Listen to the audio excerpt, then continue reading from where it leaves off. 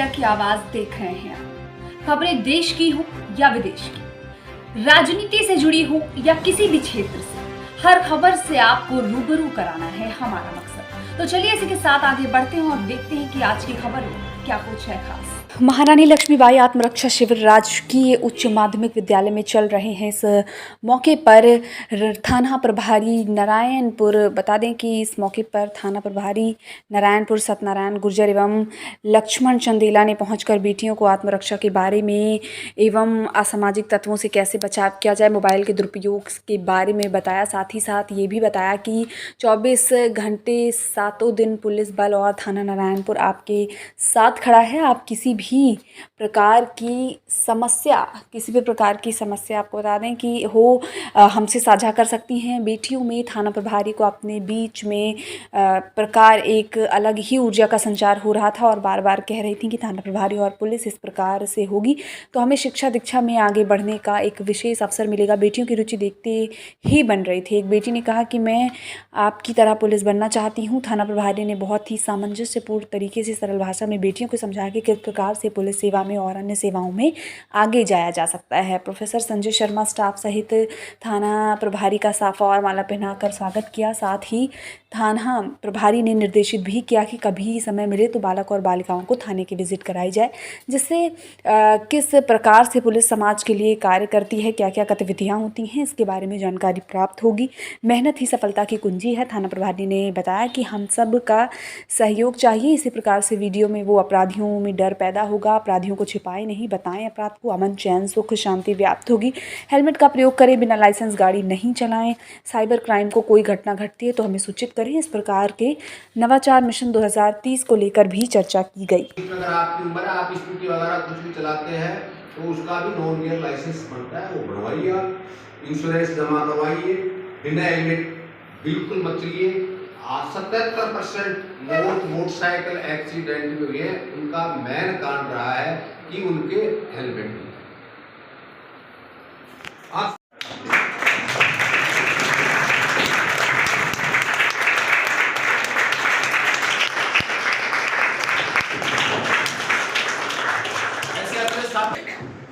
और लोचन अगर सुने मेरी आवाज अतिथि हो।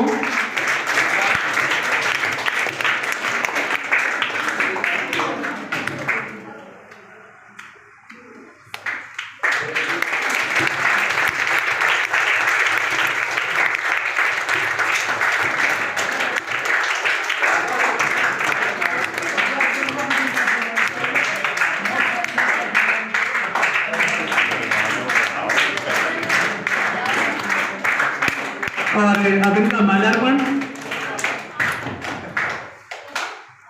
आईडी तो देख लो, समझ में आएगा तो देख लो, फिर मांगो।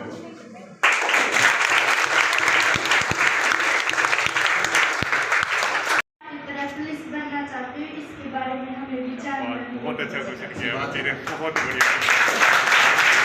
पुलिस में कई रैंकों के लिए अलग अलग प्रक्रिया है। सिपाही के लिए अलग है। अपने यहाँ राजस्थान में जो होते हैं, एक डायरेक्ट भर्ती होती है सिपाही के लिए, आईबी में होती है एसआई के लिए, डायरेक्ट सब इंस्पेक्टर में होता है, आरएस के मार्फत आरपीएस भी आते हैं और आईपीएस भी आते हैं। अगर आप पुलिस बनना चाहते हैं तो सबसे बढ़िया ये है कि सुबह तो बाहर रोड पे रखो, तो फिर बिजलियों को कैसे पीछे पकड़ोगे। इससे आपके 2-3 फायदे होंगे। आज में जो बच्चों में जो अपना देश इतना था, जो 6-6 फुट लंबे यहाँ होते थे, लड़के इतनी लंबी लंबी होती थी, वो क्यों आ रहा है? ये ठिकानापन इसलिए आ रहा है कि आप पहले जो काम खेत का कर नहीं रही, पहले जो महिलाएं काम करती थी वो कर नहीं रही, तो आप एक काम तो करो कि सुबह सुबह रोड लगाए दो। आप नाम क्या है? लक्ष्मण जी। तालियों में किसी प्रकार की कोई कंजूसी ना हो।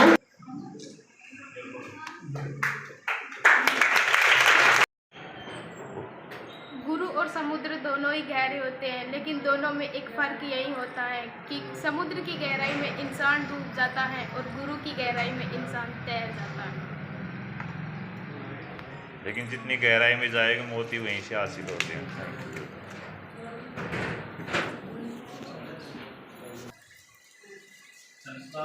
आपका नहीं। इसलिए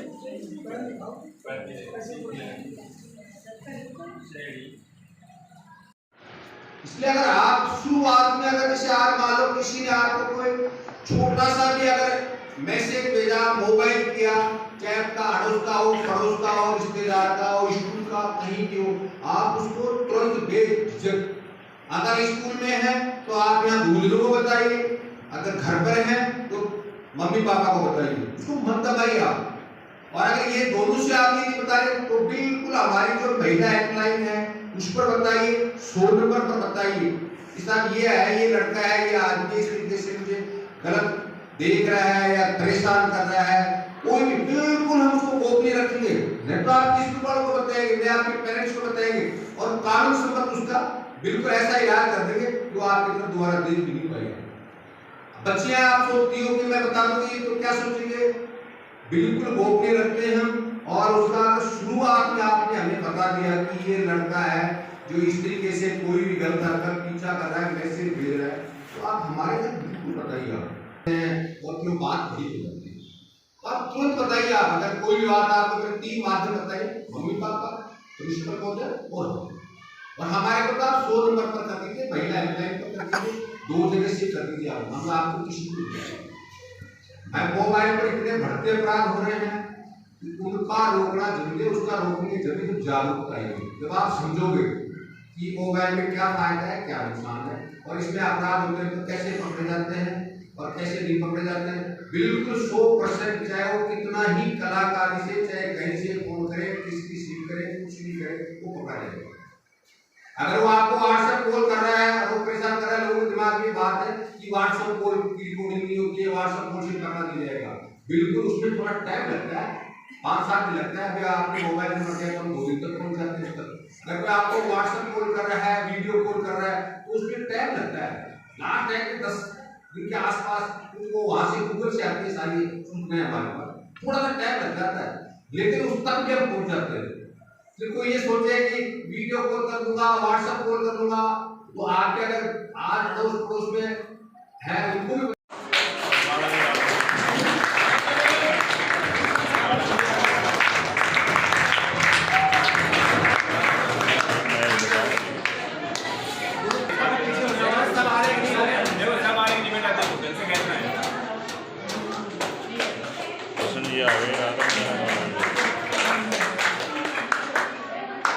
वीडियो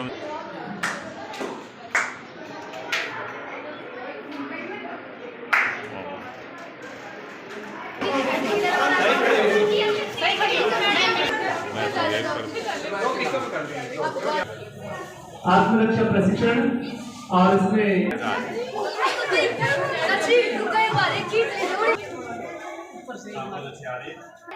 अब दिखाओ देंगे तुम्हारा आत्मरक्षा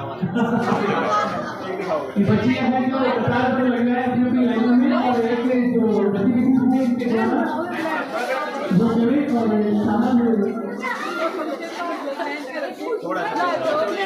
ये और बच्चे हैं जो यहाँ पे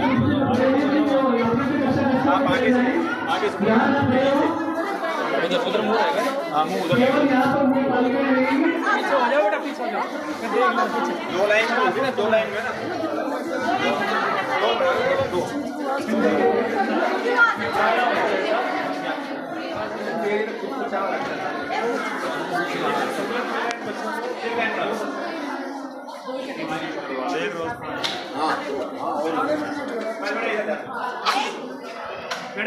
माइक का अभिनंदन करता हूँ और सर इसी तरह से आपका सहयोग हमें मिलता रहे, इसलिए मेरे साथ बहुत बहुत धन्यवाद सर। Thank you.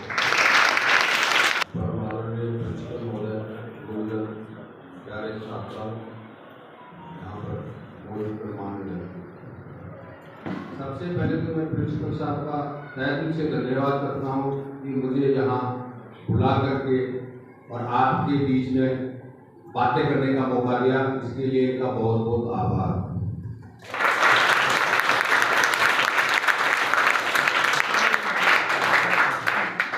साहब ये भी है कि मुझे भी मेरा आज यहाँ आकर के बचपन याद आ गया। आप तो कुर्सी के बिल पर बैठे हैं, हमारे जमाने पर तो नीचे दरी पट्टी नहीं हुआ करती थी, और कभी कभी किसी मौके पर पुलिस वाले या कोई नेताजी या कोई चीफ गेस्ट आते थे तो मैं भी आपकी तरह तो ये मत सोचे कि आप यहाँ बैठे हो, आप देश का भविष्य हो, देश के निर्माण हो, और महिलाओं का ही जमाना है ये।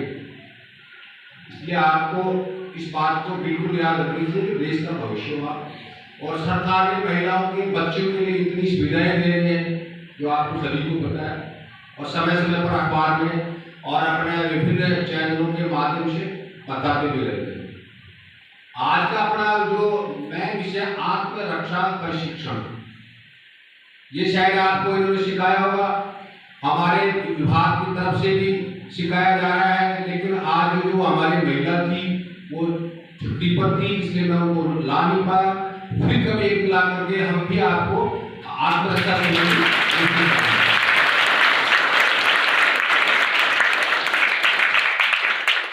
हम भी आपको बताएंगे कि किस तरीके से अगर आपके साथ में अचानक कोई आ जाता है तो कैसे बचाव करें, कैसे उस पर फाइटिंग करें। इसके लिए जैसे वो आ जाएंगे एक दिन प्रिंसिपल साहब से मैं निवेदन करूंगा और एक दिन आपको हम भी प्रशिक्षण देकर के जाएंगे।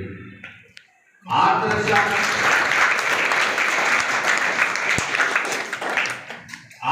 के बारे में आपने सुना होगा, लेकिन मेरा जो उद्देश्य यह है कि बढ़ते अपराध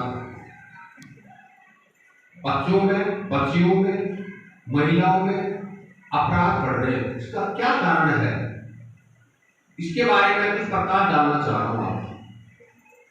कोरोना काल के बाद के समय की मांग है, मोबाइल आ गया, हर घर में है, आपके पास भी होगा, मम्मी के पास होगा, पापा के पास होगा, उस समय की मांग है, होना भी चाहिए। लेकिन उस मोबाइल में सदुपयोग और दुरुपयोग दोनों ही चीजें हैं। आप बच्चे हो, समझ नहीं पाते हो,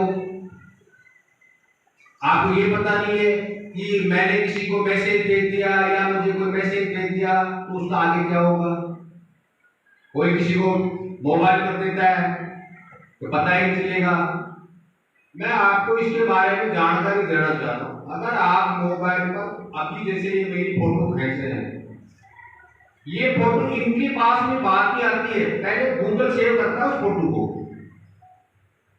कहीं मैं फोटो से शुरू हो रहा हूँ, अगर आपने यह फोटो खींच ली किसी की, मेरी आपकी किसी की भी, तो आपके पास में बाद में है कि पहले गूगल सेव कर लेता है एक कॉपी। तो ये नहीं सोचे कि मैंने फोटो खींच ली मैं बाद में डिलीट कर दूंगा, वो डिलीट नहीं होती। इसलिए आप अगर कहीं भी किसी की मोबाइल में फोटो खींच रहे हो या उसको वायरल कर रहे हो तो बिल्कुल जो भी वायरल कर रहा है वो वहां तक चले जाएंगे और वो बच नहीं पाएगा अपराधी। कई बार क्या होता है कि मेरा मोबाइल है, आपने किसी को मैसेज कर दिया, फोन कर दिया, मैं तो पकड़ा नहीं जाऊंगा। ये मेरे नाम नमस्कार सर। नमस्कार जी। आज हम पहुंचे हैं राजकीय उच्च माध्यमिक विद्यालय खरकड़ी कला। सर आज विश्व गुरु दिवस है और कहते हैं कि जिस प्रकार से पतझड़ के बाद हरियाली छाती है, उसी प्रकार से शिक्षक के जीवन में जब शिष्य आता है तो उसके जीवन में खुशहाली आ जाती है। तो आप क्या कहना चाहेंगे इस अवसर पर सर? देखो, सबसे पहले तो मैं सभी को बधाई देना चाहता हूँ अंतर्राष्ट्रीय शिक्षक दिवस की। शिक्षक बच्चों के लिए एक मार्गदर्शक है, उसको सत्मार्ग पर चलना, पढ़ाई के अलावा उसका सर्वांगीण विकास करना और एक अच्छा सुरक्षित समावेशी वातावरण प्रदान करना, ये सब कुछ हमारा एक दायित्व है, कर्तव्य है।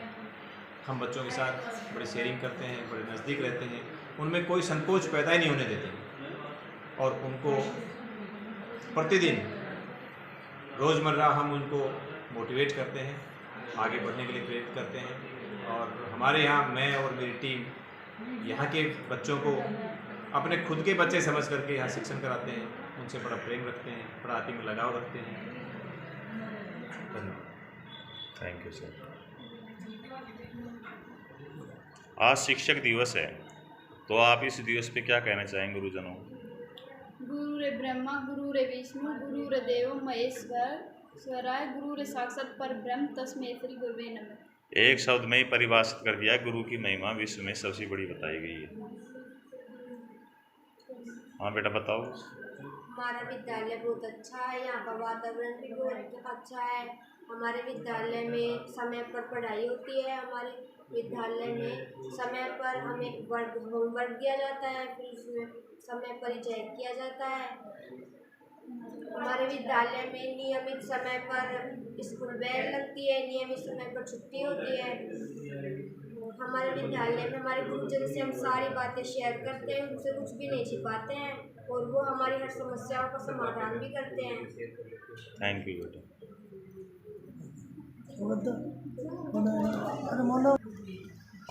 नमस्ते बेटा। अभी आप कुछ गुनगुना रहे थे गुरु के बारे में, तो क्या कह रहे थे? गुरु गोविंद दो करेगा केला गोपाल, बलिहारी गुरु आपकी गोविंद दियो बताए। यानी कि भगवान से भी बड़ी संज्ञा गुरु को दी गई है। थैंक यू बेटा। विश्व गुरु दिवस है और गुरुजनों का सम्मान विशेषकर बेटियां आज विशेष रूप से देखने में आ रहा है, खरकड़ी कला में दिख रही हैं, तो आप कुछ कहना चाहेंगे बेटा? सर, मैं कुछ 2 शब्द कहना चाहती हूँ। जिनकी गिरवी रख कर भी ना चुका पाएंगे हम जिसका कर्जा, माँ ही नहीं भगवान के बराबर गुरु का भी है उतना ही महान दर्जा। भगवान को भी भगवान बनने के लिए गुरु का ही ज्ञान काम आया था। माँ ने तो कहा था उंगली थाम कर कि चलो, पर चलना कहाँ है, गुरु ने ही सिखाया है। Thank you. ये महारानी लक्ष्मीबाई प्रशिक्षण शिविर में आप पहुँचे और बच्चियों का उत्साहवर्धन भी किया, अच्छे अच्छे गुरु बताए, तो और भी कुछ संदेश देना चाहेंगे समस्त क्षेत्रवासियों को खंड नारायणपुर में? सभी क्षेत्रवासियों को मैं आपके माध्यम से ये संदेश देना चाह रहा हूँ कि बच्चों और महिलाओं में जो बढ़ते अपराध है उसमें अपन सबको मिलकर के जागरूकता लानी है।